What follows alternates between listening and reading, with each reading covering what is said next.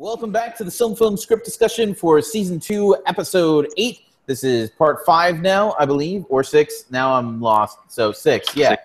Marie says it's 6. Brian says it's 6. I believe them. It must be 6. So,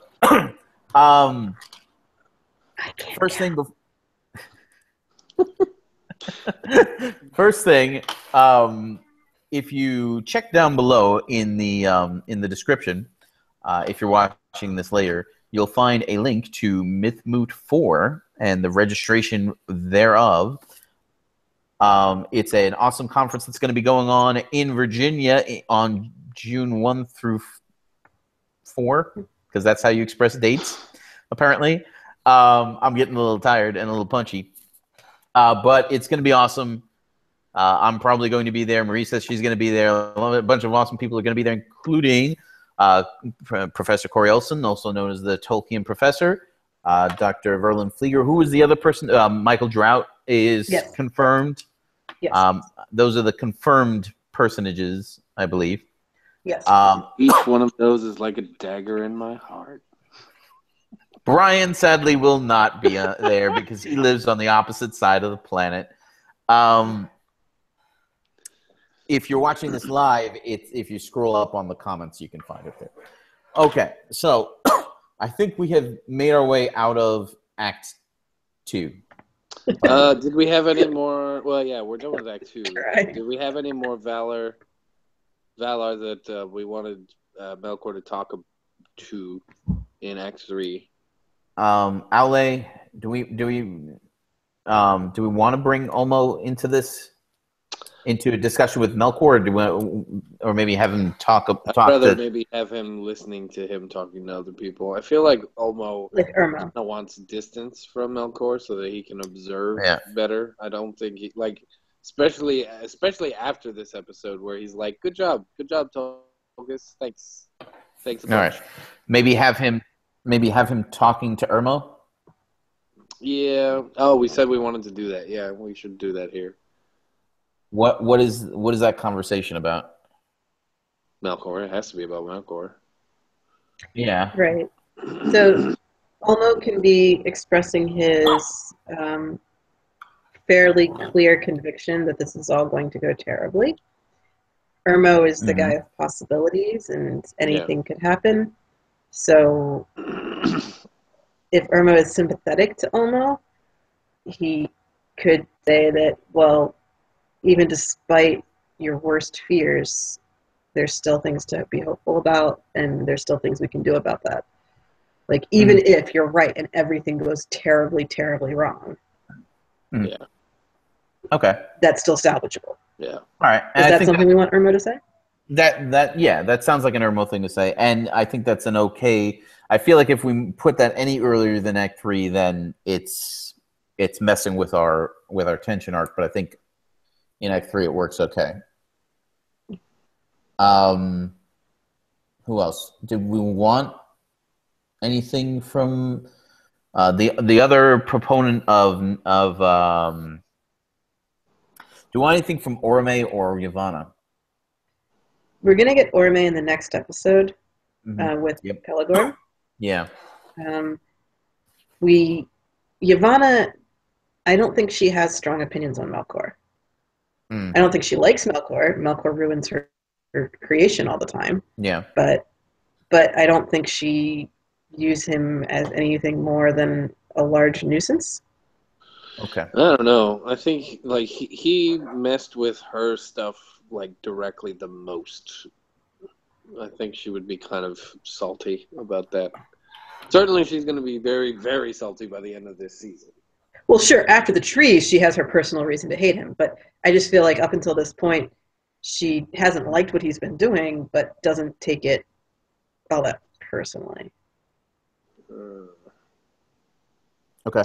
I mean, she was wavering with Ulmo, so I think having her be on the fence with Melkor is fine. I think it's a little more personal. Is it important enough for us to have?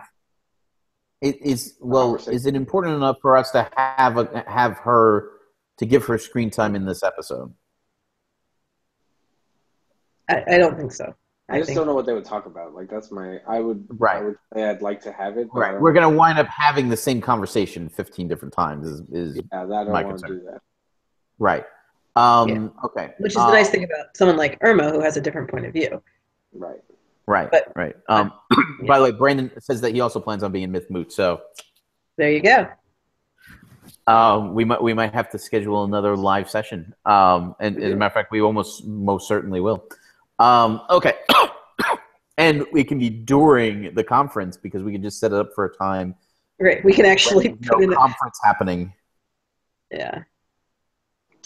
Or we could set up, or we could. But the thing is that these sessions tend to be a little bit long. I don't think we want to have take up actual conference time for that. Anyway, so speaking of time, so that the conversation between Aule and Melkor, Aule is going to go to Melkor Melkor is going to go to Aule. Aule's shop near Valmor? Is Aule's shop something that Melkor has access to? It has to be in Valmar if Melkor's going to go. So right. If it's a shop, or Aule could come out to check on him. Yeah. Well, the elves in Valmar need stuff too. I mean, Aule could have a branch office in Valmar. Like a branch office? Has just one shop, right? Per se. He's got his cool, side of the mountain, whatever, wherever that happens to be. But okay, little Mount Doom writ large that is not Mount Doom, Mount opposite of Doom. Right, and so Mount Happy. Yes, yes, he definitely has Mount Happy, but we need to figure out what the Kudzil translation is for that because that's what it's called. That's important. Okay. You don't have to I closed Artalandia already. You don't have to do that right now. Aule may have heard that Melkor was making things, and this interests him since he likes making things. Well, he's in town because I guess I don't know how much time has passed, but if this is all, I don't know. Time has definitely been going. Yeah, but too much time cannot have been going, otherwise the kids are going to be adults by the end of the episode. Yeah. So this is actually happening relatively quickly. Within months or a year. Yeah. Which means that the end of his probation does happen at the end of the episode, because otherwise... Yeah, otherwise it's way too fast. Yeah. Maybe a couple of years, but let's say 10 years. Let's say we're covering 10 years. If it's 10 years, then the kids are going to be adults. No. No, not necessarily. And, Feanor is going to be having more kids while they're there. That's totally fine. I don't have a problem with that. Yeah, but the problem is it's going to be really hard to show that. No, now his wife is carrying a baby. It's going to look really unnatural. Oh. Anyway. It's magic. We don't have to address how long it is. We really don't. So it should be years. It really should be years of the sun, because otherwise it just doesn't he can't be on probation for 6 months. I understand that. What I'm saying is that it's going to be super difficult. Go on.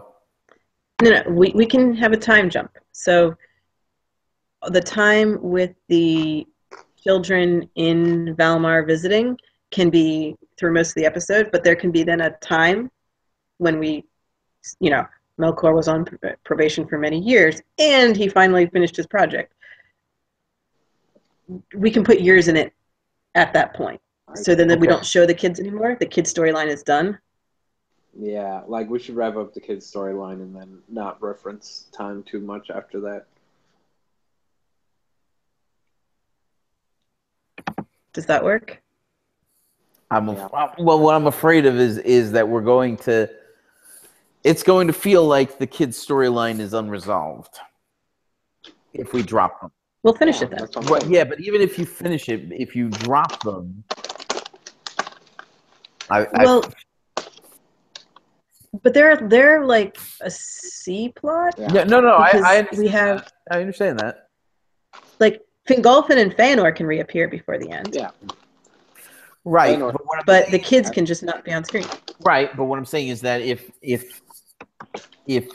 the kids are like, we would have to check in on them again, and now they're adults with different actors. Why would we have to check in on them? Great, so let's not check in on them. I don't understand why we have to do that. Check in them next episode. All right. Okay. I'm tired to fight these fights now. Okay. Okay. I know. All right. So let's get some. All right. So we're in Act 3. Structure of Act 3 is Melkor is people. What? Melkor talks to a lot of people. Yeah, but we don't even have that many people though. Yeah, but we don't have that much conversation actually taking place here. Yeah. Okay, do we want the mountain to be useful and good? The what?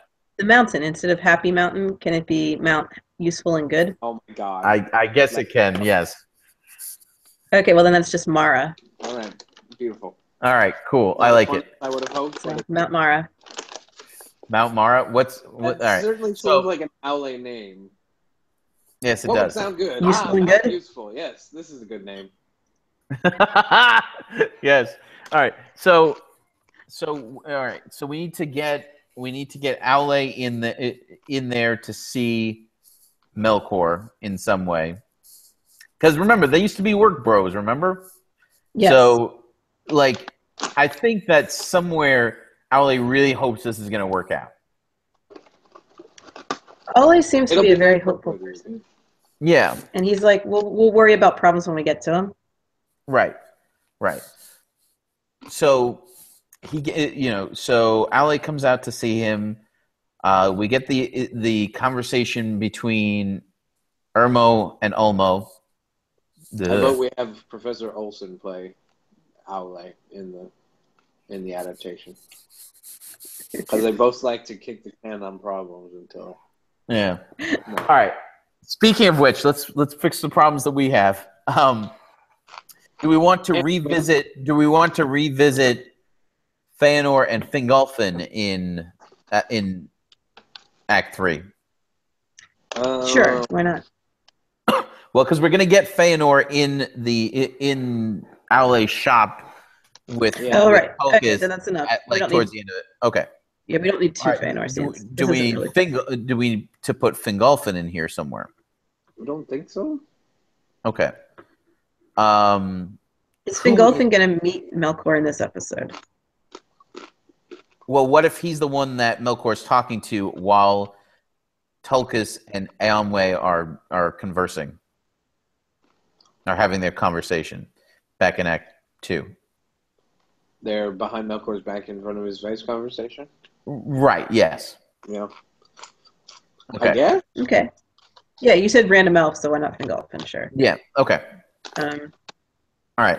Because we don't really need to hear what they're saying there, so... it's not important. All right, do we want any more elves in Act 3? Did we finish the kid storyline? Has young Fingin rescued young what's-his-face from a well or a cat or something? We can do that early in Act 3 and then show passage of time in Act 3.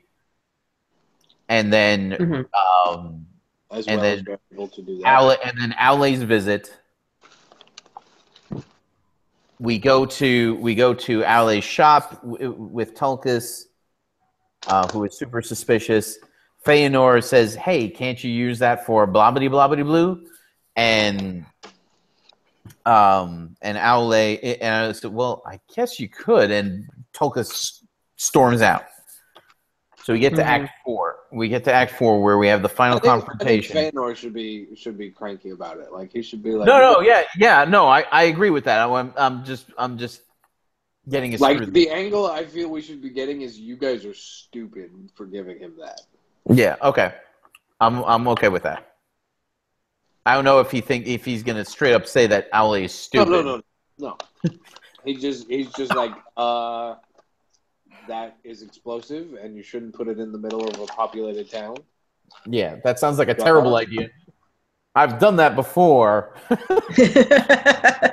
Walked around without any eyebrows for like 6 weeks. Yeah. That? So, yeah. So Tokus rushes out before Aule has a chance to calm him down. And since Tokus is the fastest runner ever, yeah, Aule's not able to. Yeah, Aule isn't able to catch up with him and calm him down. So Tokus flash runs out to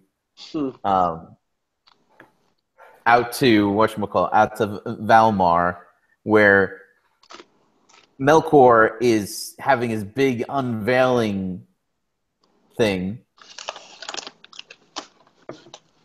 and Tokus Superman punches the thing just before Melkor reveals it, and it is destroyed.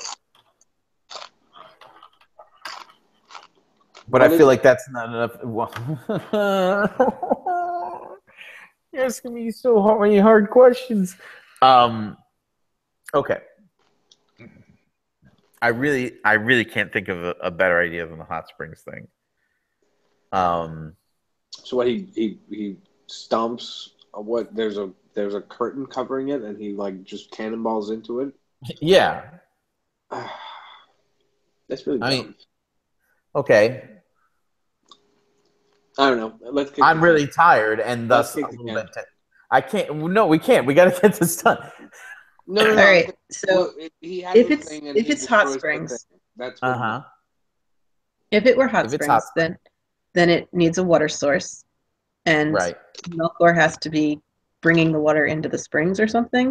Right. So Tulkas can destroy the device that's moving the water, and by device that moves water, I mean a pump. Mm-hmm. So whatever pump Melkor has constructed, Tulkas breaks that. I don't like pumps. I don't want pumps. We're kicking the can. It's a thing that is good, and then it gets destroyed. The script writer who writes the outline can figure it out. I'm just gonna figure it out later. Well, that means that the next thing I'm doing is I'm writing this script and I'm making it a pump. All right. I'll just have to do it. or wait until Professor Olsen tells you we can't have pumps in Valmar. That's a distinct possibility. Or you can totally have pumps in Valinor. I'm sorry, pumps are not that hard. They really aren't. I also possibly expect pumps for a living, so I think of pumps faster than other people do. Okay, I feel like what I have done is make this happen a little too fast. Do they get into a screaming match first? Who? Tulkas and Melkor. Tulkas has to say something. Right. Yeah. But I think he's the type of person who would destroy it first and then start saying his words. Right. Or declare his attack and then. Well, he could destroy the thing and then go into this big long speech. And now, Melkor, with a stroke of my hand, I defeat you. Yeah. And now let me tell you about how wrong we were. Yeah. I've let you out. And from this point forward, you shall never threaten the free peoples of Middle-earth again. Right. And yeah. Just like that. You blew up my new bathtub. Good job. Just trying to make everybody smells around here. I'm just trying to make things better. Fine. And what I'm not wanted. And what's his face? Tulkas is like, no, you're clearly lying.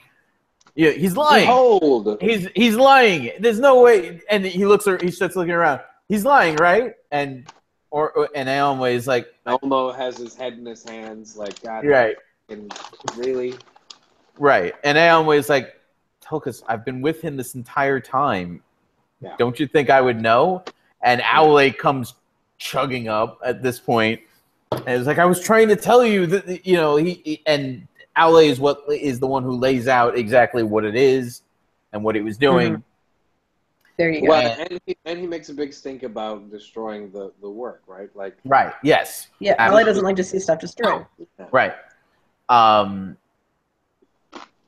And like I guess like are like all the Valar there because like Manwë can like on the spot unlock the chain the ankle bracelet wrist bracelet thing if they're all there. Yeah. I don't think they all have to be there, just some of the important ones. Okay, so Manwë, Ulmo. Well, he doesn't have to do it on the spot. We can cut to the Ring of Doom and have a little outro if we want. Okay, all right, I'm fine with that. Okay. Having Ulmo fuming in the back, and then Tulkas looking appropriately chastened and bashful. Right. Okay, that's all good stuff. I think that does the trick. Can we do anything to make Ulmo seem a little bit more dangerous as a tag? What do we forget? We ought to have Ulmo talking to some of the people that who did Melkor talk to besides Aule? He talked to Loria. No, Ulmo talked to Loria. Yeah. Who did Melkor talk to among the Valar? He needs to talk to more than just Aule. It was Aule, Tulkas, and Ianwe were the ones that we had him interacting with. Oh, he needs to talk to somebody else. Nienna. Yeah. I actually like that. Yeah. And then have Ulmo follow up with her at some point before the end of the episode where he's like, what did he say to you? He wants to know what Melkor said to her. And she's like, and her whole angle is, well, we have to do this or else. Like, I would like Nienna's position to be very, very clear. Because otherwise I feel like Nienna looks really stupid.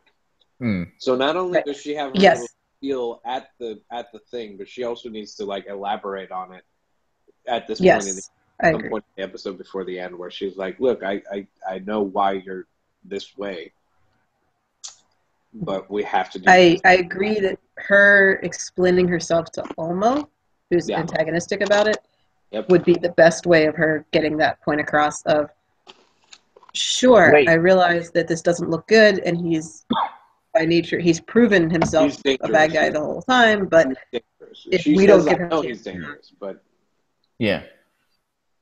Okay. Yeah. All right, and that's our tag. Can we make Ulmo look? Can we put the Ulmo might turn out to be the bad guy after all? Can we float that again in that scene? I mean, he can just sound ominous. He can, not like threaten her specifically, but just kind of like, I'm not letting this happen. Mark my word kind of thing. He could say something along the lines of,